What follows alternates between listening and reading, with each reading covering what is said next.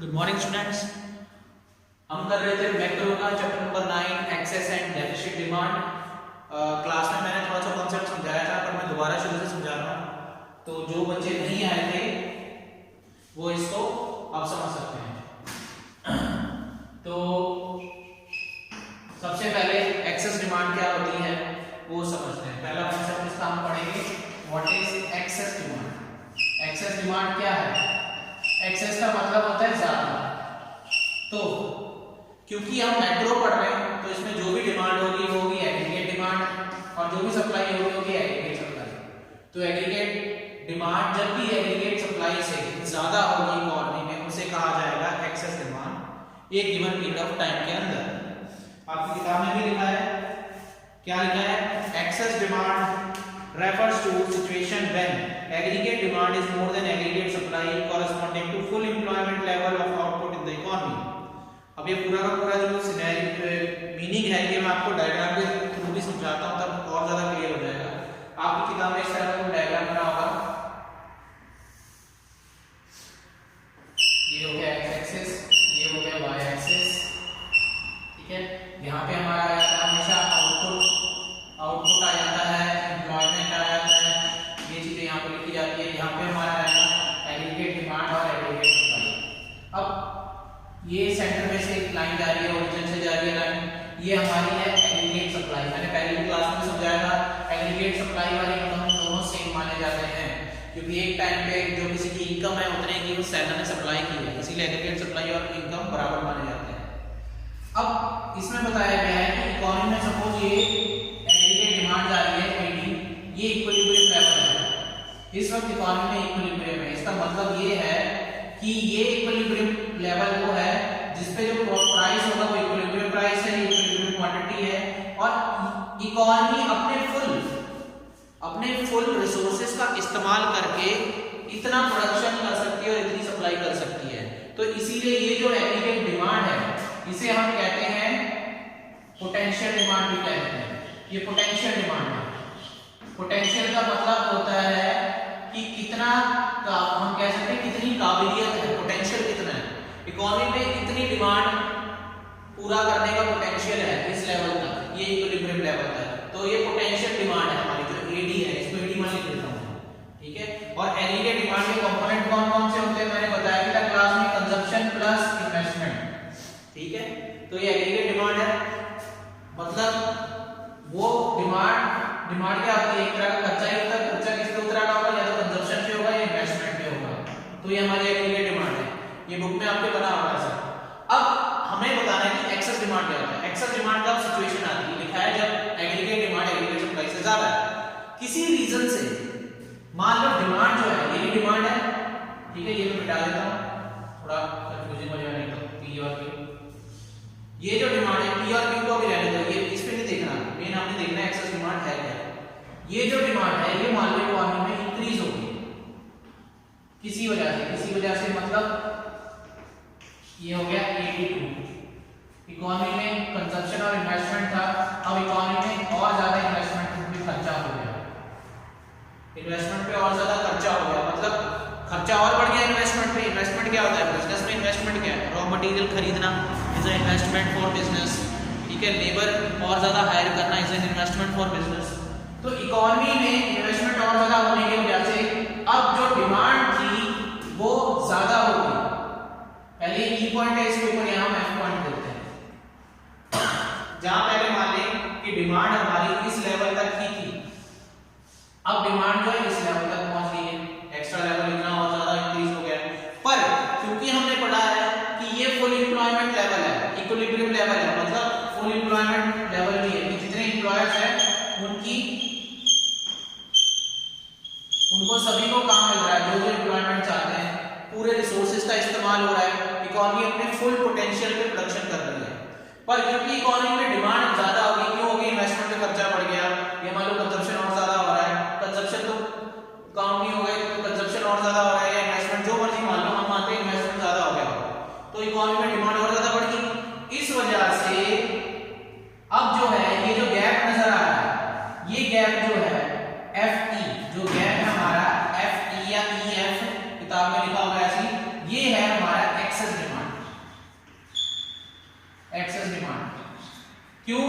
क्योंकि ये इकोनॉमी का पोटेंशियल लेवल है कि इकोनॉमी इतनी डिमांड तक पूरा कर सकती है, पर इकोनॉमी में एक्चुअल में कितनी डिमांड होती है?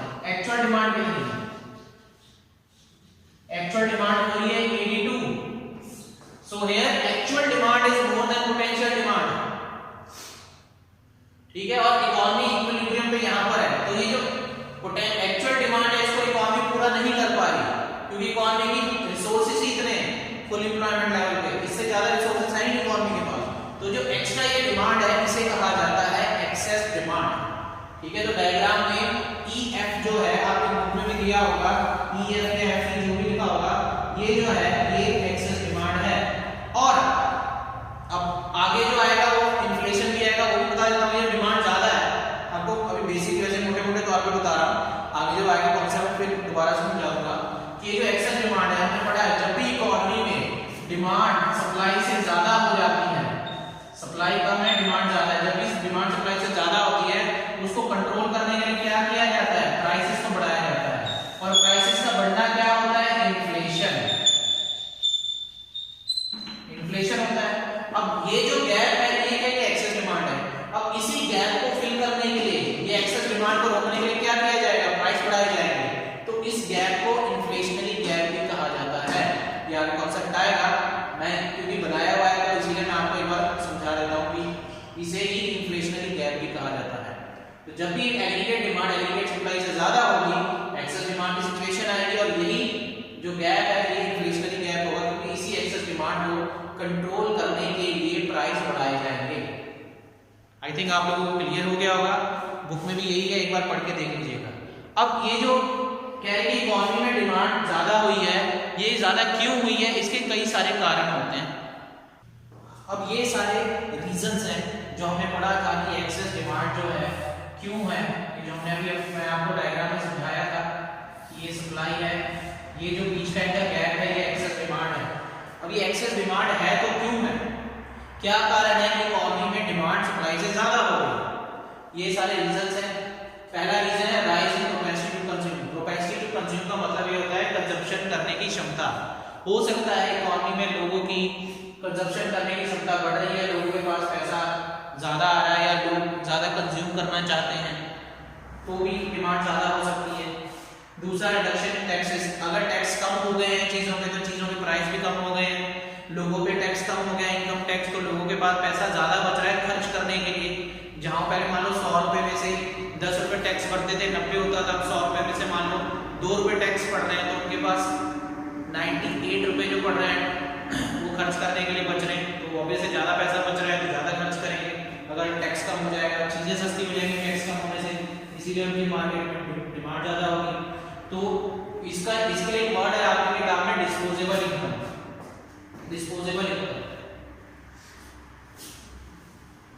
ये सेकंड पॉइंट में आपके एक वर्ड आएगा डिस्पोजेबल इनकम.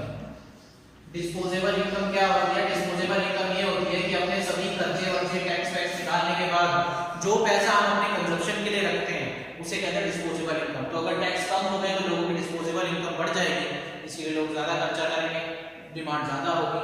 अगला आ गया increase in government expenditure. Government expenditure में शॉर्ट फॉर्म में गवर्नमेंट एक्सपेंडिचर हो सकता है सरकार अपनी तरफ से कंजप्शन पे ज्यादा खर्चा कर रही हो, डिफेंस के लिए ज्यादा चीजें कंज्यूम कर रही हो, या जो भी है देश के लिए कंजप्शन बढ़ रहा है, सरकार का मार्केट में से चीजें ज्यादा खरीद रही है, तो इसीलिए इकोनॉमी में कंजप्शन बढ़ रहा है, तो एग्रीगेट डिमांड ऑब्वियसली ज्यादा हो रही है. अगला कारण क्या हो सकता है? Increase in investment. इकोनॉमी में नए बिजनेसमैन आ रहे हैं या नई कंपनीज आ रही है, इन्वेस्टमेंट और ज्यादा हो रहा है. तो इन्वेस्टमेंट मैंने बताया इकोनॉमी में इन्वेस्टमेंट ज्यादा होने का मतलब क्या है? कंजप्शन ज्यादा हो रहा है, तब भी एग्रीगेट डिमांड ज्यादा हो सकती है. Fall in export, fall in imports.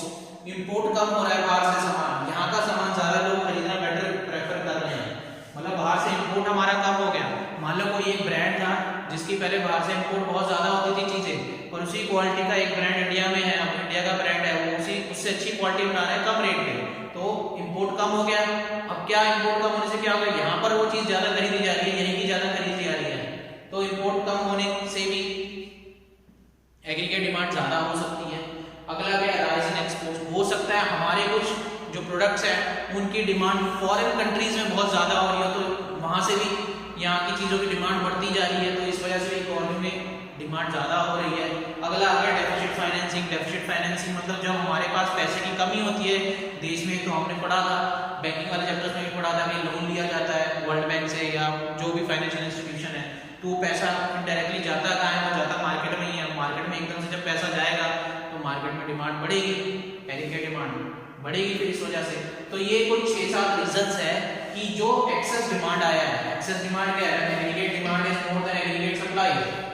तो जो एग्रीगेट डिमांड ज्यादा है वो क्यों है, वो इन कारणों की वजह से हो सकता है। इनमें से कोई भी एक कारण हो सकता है, 2 हो सकते हैं, सारे हो, जो भी हो सकता है। तो इनमें से कुछ भी कारण हो सकता है कि एग्रीगेट डिमांड ज्यादा क्यों है, इकोनॉमी में एक्सेस डिमांड की सिचुएशन क्यों है।